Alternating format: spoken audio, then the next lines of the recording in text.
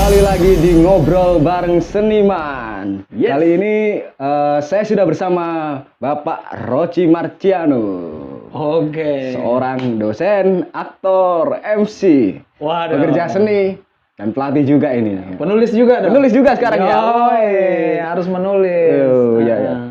Kebetulan Pak Roci sendiri ini adalah dosen saya sendiri waktu di Sekolah Tinggi Kesenian Wiluwatikta. Bener Cuman nggak banget. sampai lulus aku sih.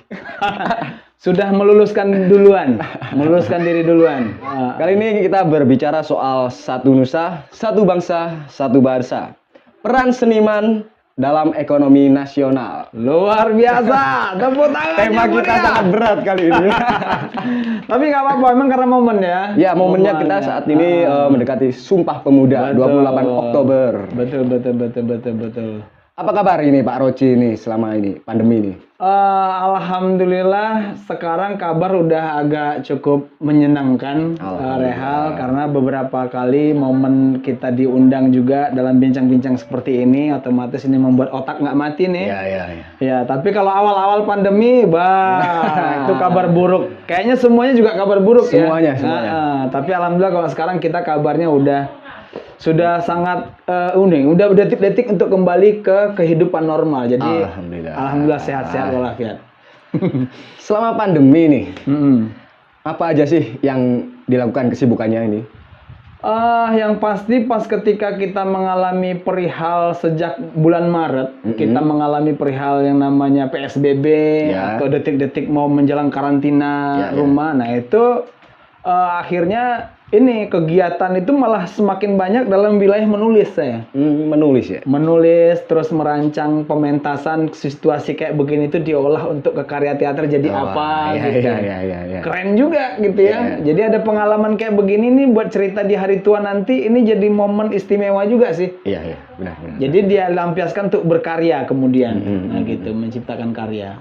Di era sekarang ini, kira-kira apa sih peran pemuda yang harus dilakukan? Kalau dahulu kan beda dengan era sekarang. Lah, era sekarang ini bagaimana?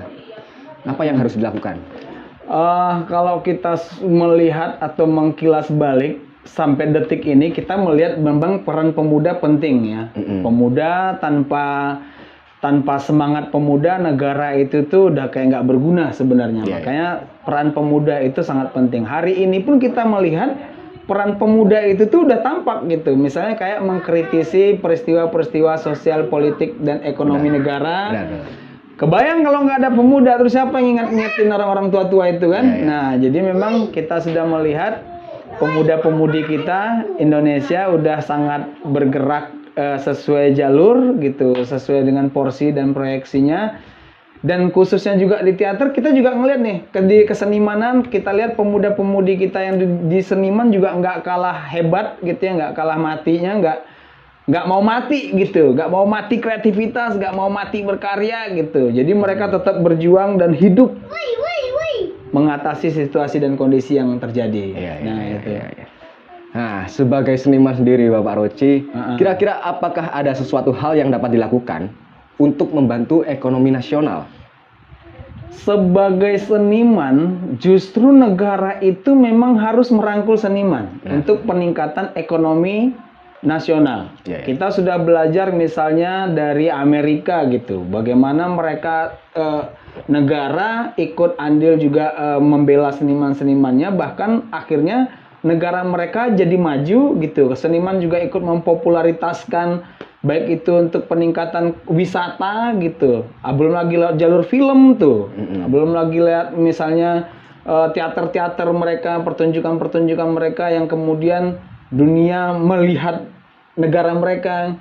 Kita lihat hari ini fenomena juga Korea tuh. Bagaimana seniman-senimannya, negara juga ikut merangkul seniman-seniman generasi mudanya, sehingga negara mereka akhirnya menjadi juga ikut maju gitu, ya kan? Seniman maju dan tidaknya seniman dalam suatu negara itu menentukan negara itu maju atau enggak loh. Jadi kalau misalnya dunia pengen ngelihat nih, misalnya kita ngelihat Indonesia ini maju apa enggak sih? Lihat senimannya. Kalau senimannya maju itu bertanda berarti negara maju. Nah gitu. Makanya kalau kita perhatikan lagi, negara memang harus ini harus merangkul seniman gitu ya. Peran seniman ini penting untuk kemajuan ekonomi nasional. Karena apa? Wisata tanpa dihiasi atau tanpa dilengkapi dengan kesenian bullshit. Benar. Omong Benar kosong. sekali. Gitu ya. Nah, makanya ini strategi kebudayaan yang harus kita rancang. Kaitannya dengan Sumpah Pemuda. Teater sendiri merupakan suatu tindakan nyata dari kerja kolektif nih. Bisa disebutkan salah satu bentuk kolaboratif dari sistem kerja di teater?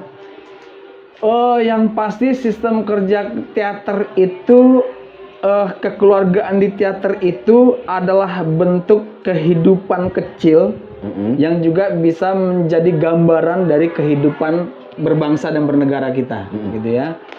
Dan dari teater itu, keterkaitan teater dengan Sumpah Pemuda itu penguatan karakter pemuda Indonesia ini di teater itu salah satunya juga bisa dibentuk.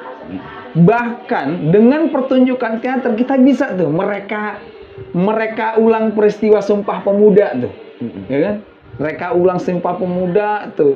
Ini cita-cita saya kalau ini terjadi nih bagus banget gitu. Apa itu?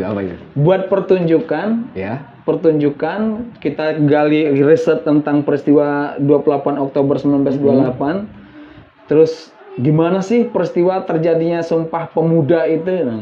Jadi teater ini sangat penting di sini perannya gitu, untuk menunjukkan kembali peristiwa itu gitu. Iya. Seandainya bisa gitu, ya kan? Iya. Benar sekali.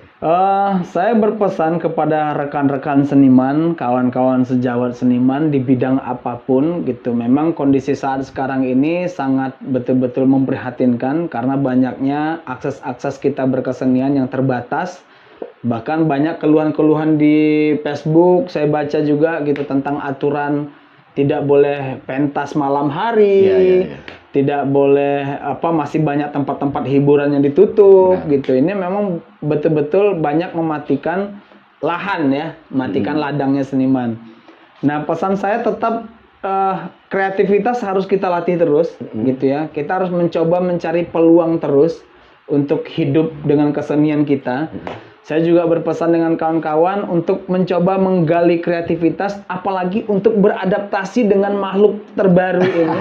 Baik itu dengan peristiwa corona, juga beradaptasi dengan media yang baru gitu. Tempat kita berekspresi yang baru, yang disebut dengan media virtual ini. Nah, gitu memang adaptasi, ilmu adaptasi, melatih improvisasi dan mencoba terus peluang-peluang untuk menciptakan kreativitas yang baru ini penting. Benar. Kalau di teater bahkan nggak menutup kemungkinan dramaturgi teater itu dipindah ke TikTok tuh penting banget tuh. Jadi jangan mengantikan kebaruan. Jangan diantikan. Jangan anti globalisasi. Jangan anti globalisasi. Jangan anti dengan pembaruan-pembaruan yang terus bermunculan. Dan jangan menganggap itu seni buruk atau seni hina tuh. Jadi kita yang harus adaptatif. Kita yang harus adaptasi gitu. Misalnya ngelihat orang-orang TikTok yang nggak harus latihan di teater tapi tiba-tiba viral. Tiba-tiba booming. Nggak ada cerita. Kalau lu bilang seni mati gara-gara peristiwa begitu, berarti lu sedang sekarat. Benar. Contohnya ini Pak Roci sendiri nih. Tetap menghasilkan, menulis karya-karya dalam suatu buku ini. Ada contoh bukunya ini Pak Roci? Banyak ini. Itu buku-buku saya semua tuh. Wah. Itu tulisan-tulisan saya semua. Yang itu. Mana ini yang di bawah ini? Di bawah. Nah, ini. Nah, itu yang terbaru. Aduh, yang terbaru terbit. Oke. Nah, ini. Ini Pak Roci juga ini salah satu yang produktif ini. Iya. Menyikapi pandemi dengan menulis. Alhamdulillah ini di masa corona saya launching. Karena memang kebutuhan ya kan. Bisa jualan, jualan buku. Alhamdulillah dapur juga mengepul. Alhamdulillah. Oke, kalian yang pengen buku-buku Pak Roci nanti aku tampilin nomornya juga. Kalau misalkan mau beli, bisa beli langsung aja deh ke orangnya. Terima kasih Pak Roci sudah mau bersedia di Ngobrol Bareng Seniman kali ini. Semoga tetap lancar semua. Amin. Tetap berkarya. Amin. Tidak akan pernah berhenti. Terus menginspirasi rekan-rekan seniman di Jawa Timur terutama. Amin ya rabbal alamin. Sampai jumpa Pak Roci. Sampai jumpa Rehal. Mantap jiwa. Sukses.